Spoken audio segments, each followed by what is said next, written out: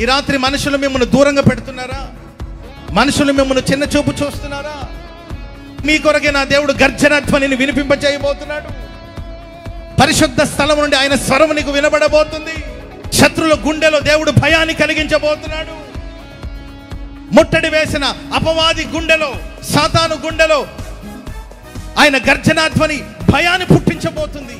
నీ పక్షాన ప్రభు యుద్ధం చేయబోతున్నాడు. మనుషులు కొన్నిసార్లు మనల్ని చిన్న చూపు చూస్తారు, మనల్ని తిరస్కరిస్తారు. వీళ్ళు ధర్మశాస్త్రమే వాళ్ళని దూరంగా పెట్టిందండి.